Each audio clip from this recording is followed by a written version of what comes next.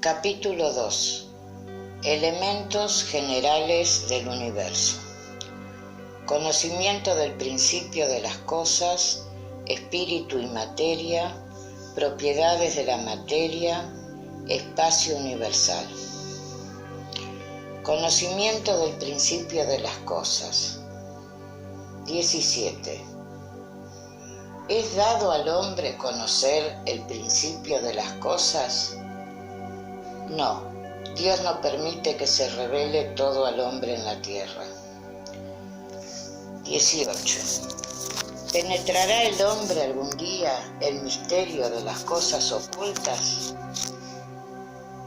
El velo se descorre ante él a medida que se purifica, pero para comprender ciertas cosas le son menester facultades que no posee aún. 19. ¿No puede el hombre, merced a las investigaciones científicas, penetrar algunos secretos de la naturaleza? La ciencia le ha sido dada para su progreso en todas las cosas, pero no puede traspasar los límites fijados por Dios. Mientras más dable le sea al hombre penetrar esos misterios, más grande debe ser su admiración respecto del poder y sabiduría del Creador. Pero, ya sea por orgullo, ya por debilidad, su misma inteligencia le hace a veces juguete de la ilusión. Amontona sistemas sobre sistemas y cada nuevo día le demuestra los muchos errores que ha tomado por verdades y las muchas verdades que ha rechazado como errores. Estos son otros tantos desengaños para su orgullo. 20. Fuera de las investigaciones de la ciencia, ¿le es dado al hombre recibir comunicaciones de un orden más elevado sobre lo que se sustrae a sus sentidos? Sí, y si Dios lo juzga útil, puede revelar lo que no puede enseñar la ciencia. Por estas comunicaciones, el hombre adquiere, hasta cierto punto, el conocimiento de su pasado y de su destino futuro. Espíritu y materia. 21. ¿Es eterna como Dios la materia o bien fue creada por Él en algún tiempo? Solo Dios lo sabe. Hay, sin embargo, una cosa que debe indicaros vuestra razón, y es que Dios, tipo de amor y calidad, nunca ha estado inactivo. Por lejano que podáis figuraros el principio de su acción, ¿podéis comprenderle ocio un solo segundo? 22. Generalmente se define la materia, lo que tiene extensión, lo que impresiona nuestros sentidos y lo impenetrable. ¿Son exactas estas definiciones? Desde vuestro punto de vista son exactas, porque habláis únicamente respecto de lo que conocéis, pero la materia existe en estado que le son desconocidos. Puede ser, por ejemplo, tan etérea y sutil que ninguna impresión produzca en vuestros sentidos, y sin embargo siempre continúa siendo materia, aunque no lo sería para vosotros. ¿Qué definición podéis dar de la materia? La materia es el lazo que sujeta al espíritu, es el instrumento que emplea y sobre el cual ejerce al mismo tiempo su acción. Desde este punto de vista puede decirse que la materia es el agente, el intermedio, merced al cual y sobre el cual obra el espíritu. 23. ¿Qué es el espíritu? El principio inteligente del universo. ¿Cuál es la naturaleza íntima del espíritu? No es fácil analizar en vuestro lenguaje el espíritu. Para vosotros no es nada porque no es una cosa palpable, pero para nosotros es algo. Saberlo bien, nada es nada y la nada no existe. 24. ¿El espíritu es sinónimo de inteligencia? La inteligencia es un atributo esencial del espíritu, pero el uno y la otra se confunden en un principio común, de modo que para vosotros es una misma cosa. 25. ¿Es independiente el espíritu de la materia o no es más que una propiedad de ésta, como los colores lo son de la luz y los sonidos del aire?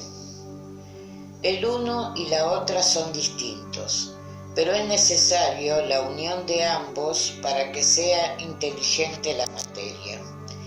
¿Es igualmente necesaria esta unión para las manifestaciones del espíritu?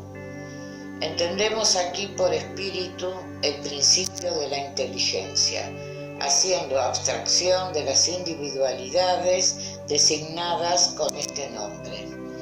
Os es necesario a vosotros porque no estáis organizados para percibir el espíritu sin la materia. Vuestros sentidos no han sido creados para ello. 26. ¿Puede concebirse el espíritu sin la materia y la materia sin el espíritu? Con el pensamiento se puede, indudablemente. 27. De este modo, ¿habrá dos elementos generales en el universo, la materia y el espíritu? Sí, y por encima de todo, Dios, el Creador, el Padre de todas las cosas, y estas tres son el principio de todo lo que existe, la Trinidad universal. Pero al elemento material ha de añadirse el fluido universal, que hace las veces de intermediario entre el espíritu y la materia propiamente dicha, que es demasiado grosera para que el espíritu pueda tener acción sobre ella, aunque hasta cierto punto puede equiparársele al elemento material, se distingue por propiedades especiales. Y si realmente fuese materia, no habría razón para que no lo fuera también el espíritu. Está colocado entre la materia y el espíritu, es fluido, como la materia es materia susceptible, por sus innumerables combinaciones con esta, y bajo la acción del espíritu de producir la infinita variedad de cosas de las cuales no conocéis más que un pequeño número, siendo este fluido universal, primitivo o elemental, el agente que emplea el espíritu es el principio sin el cual la materia estaría en estado perpetuo de división y jamás adquiriría las propiedades de la gravedad. ¿Será este fluido el que llamamos electricidad? Hemos dicho que es susceptible de innumerables combinaciones. Los que llamáis vosotros fluido eléctrico y fluido magnético son modificaciones del universal, que, hablando propiamente, no es más que materia más perfecta, más sutil y que puede considerarse como independiente. 28. Puesto que el espíritu es algo, ¿no sería más exacto y menos expuesto a confusión designar estos dos elementos generales con la palabra materia inerte y materia inteligente? Poco nos importan las palabras, y a vosotros os toca formular vuestro lenguaje para la mayor inteligencia. Vuestras disputas proceden casi siempre de que no estáis conforme en el significado de las palabras, pues vuestro lenguaje es incompleto para expresar las cosas que no impresionan vuestros sentidos. Un hecho patente domina todas las hipótesis. Vemos materia que no es inteligencia y un principio inteligente independiente de la materia. El origen y conexión de estas dos cosas no son desconocidos. Que tengan o no un origen común y puntos de contacto necesarios, que la inteligencia tenga existencia propia o que sea una propiedad, un efecto, que sea, según opinión de algunos, una emanación de la divinidad, lo ignoramos. Pero se nos presentan distintos y por esto los admitimos como dos principios constitutivos del universo. Por encima de todo esto vemos una inteligencia que domina todas las otras cosas, que las gobierna y que se distingue de ellas por atributos esenciales. Esta inteligencia suprema es la que se llama Dios. Propiedades de la materia. 29. ¿Es un atributo esencial de la materia la ponderabilidad? De la materia tal como la conocéis vosotros, sí, pero no de la materia considerada como fluido universal. La materia etérea y sutil que forma este fluido es imponderable para vosotros, y sin embargo es el principio de la materia pesada. La gravedad es una propiedad relativa, y fuera de las esferas de atracción de los mundos no existe peso, como tampoco alto y bajo. 30. ¿Está formada la materia de uno o de varios elementos? Uno solo es el elemento primitivo. Los cuerpos que vosotros consideráis simples no son verdaderos elementos, sino transformaciones de la materia primitiva. 31. ¿De dónde proceden las diferentes propiedades de la materia? Son modificaciones que sufren las moléculas elementales por su unión y en ciertas circunstancias. 32. Según esto, los sabores, los olores, los colores, el sonido, las cualidades venenosas o curativas de los cuerpos, ¿no son más que modificaciones de una misma y única sustancia primitiva? Sí, indudablemente, y solo existen por la disposición de los órganos destinados a percibirlos. Este principio queda demostrado por el hecho de que todos no percibimos del mismo modo las cualidades de los cuerpos. Uno encuentra agradable al gusto lo que otro encuentra malo, estos ven azul lo que aquellos ven encarnado, y lo que es venenoso para uno es inofensivo o curativo para otros. 33. ¿Es susceptible la misma materia elemental de recibir todas las modificaciones y de adquirir todas las propiedades? Sí, y así debe entenderse cuando decimos que todo está en todo. El oxígeno, el hidrógeno, el ázoe, el carbono y todos los cuerpos que consideramos simples no son más que modificaciones de una sustancia primitiva.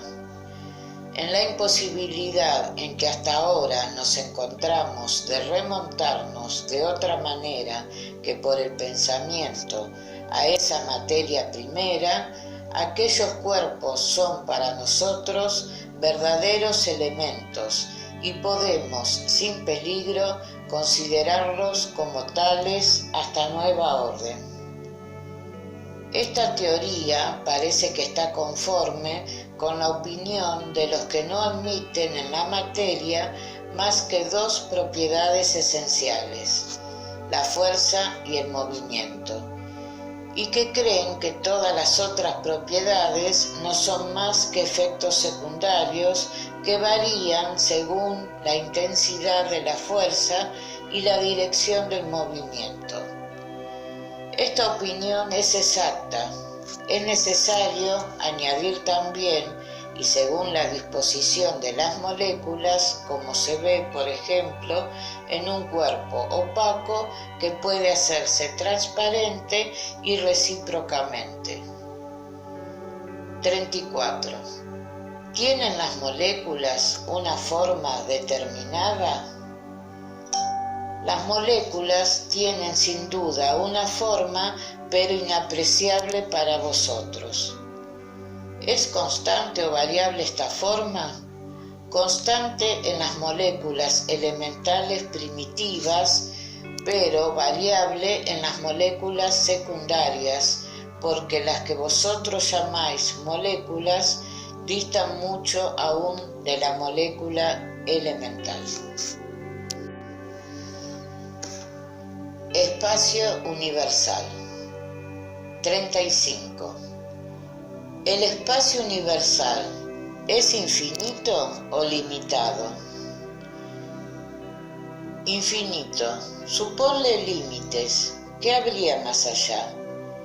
Sé que esto confunde la razón, y sin embargo, la razón te dice que no puede ser de otro modo.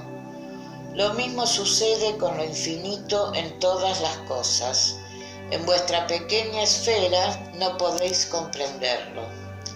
Si se supone un límite al espacio, por lejano que pueda concebirlo el pensamiento, la razón dice que, más allá de él, existe algo, y así de grado en grado hasta el infinito, porque, aunque ese algo fuese el vacío absoluto, sería también el espacio. 36. ¿Existe en alguna parte del espacio universal el vacío absoluto?